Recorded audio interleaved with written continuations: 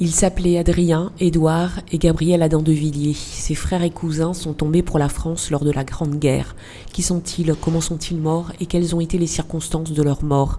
Avec le travail effectué par les 3 classes de 3e du Collège Bourbon, ces derniers sont désormais plus qu'un nom inscrit sur une plaque commémorative.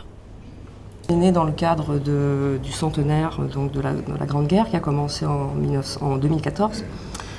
Donc il y a eu des appels à projets de l'inspection d'histoire-géographie et de la mission du centenaire.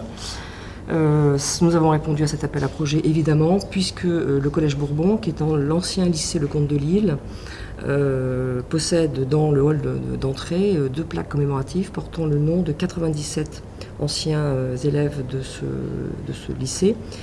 Un long travail de recherche qui débute en 2013 et qui durera 1 année. Aux archives départementales, aux archives nationales et jusqu'en Macédoine, les archives privées sont venues compléter cette recherche historique. Il a fallu compléter tout ça par des recherches aux archives d'outre-mer à Aix, puisque les feuillets matricules, qui sont la base essentielle pour travailler sur des parcours de soldats, des parcours individuels de soldats, sont à la NOM notamment. La source principale est quand même restée la presse. Nous avons dépouillé les 5 organes de presse entre 1914 et 1918, ce qui a été relativement facile puisque, on le dira peut-être après, beaucoup de ces jeunes hommes sont issus des élites créoles de la Réunion au début du XXe siècle, donc des familles relativement connues qui se permettaient évidemment de faire passer l'acte de décès de leurs fils, neveux, etc. dans la presse.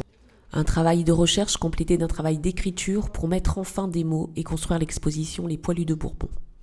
Une fois que nous avons regroupé tous ces documents, une masse de documents, nous avons fait travailler les élèves, cette fois-ci maintenant au sein de l'établissement, dépouillement d'archives, lecture d'informations, on leur a fait compléter des tableaux signalétiques de parcours, et puis ensuite il a fallu mettre tout cela sous forme de récit. Et la bibliothèque départementale avec qui nous avons travaillé nous a proposé l'aide d'un écrivain togolais qui s'appelle Gustave Kakpo, et qui est venu lors d'ateliers au collège pendant 4-5 séances aider les élèves à écrire autrement. Alors, vous verrez que les récits sur les panneaux s'appuient sur une réalité historique, il ne s'agit pas d'inventer un parcours, mais l'écriture se trouve un peu plus, peut-être un peu littéraire, parfois un peu poétique, et les élèves laissent aussi une trace de leurs sentiments par rapport à cette histoire.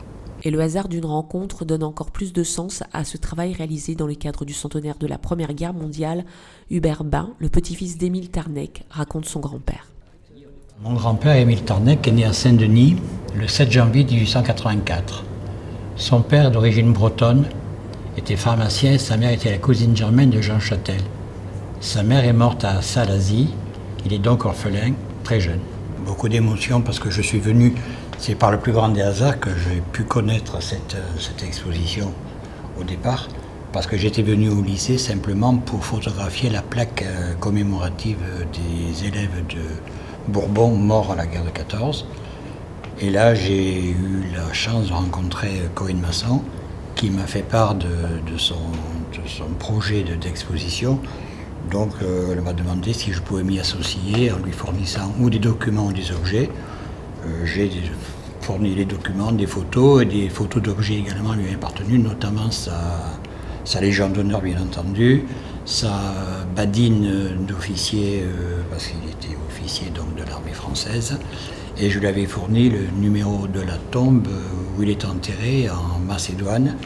Et Madame Masson a eu la gentillesse de pouvoir photographier cette tombe. Je n'avais pas la photo, j'avais le numéro de la tombe et le lieu, mais je n'avais pas la photo, bien entendu, de cette tombe. Donc c'était aussi beaucoup d'émotions à ce moment-là. Une exposition enrichie par des collections privées, mais également des collections des archives départementales. Les élèves ont beaucoup travaillé avec leurs enseignantes à partir des documents qui sont conservés à la fois dans les familles, les descendants de ces poilus, et aussi aux archives départementales. Et on a complété l'exposition du Collège Bourbon en mettant en dialogue, en résonance, un certain nombre de documents des archives départementales de la période de la guerre et de l'immédiate après-guerre. Sur 97 soldats de 14-18 non inscrits sur les plaques, 80 ont été recensés et 55 ont été retenus pour cette exposition. Tant de récits restent encore à découvrir, même si on connaît peu de choses de ces Réunionnais qui sont partis à la guerre et qui n'en sont jamais revenus. Pour Hubert Bain, cette exposition ramène son grand-père sur sa terre natale.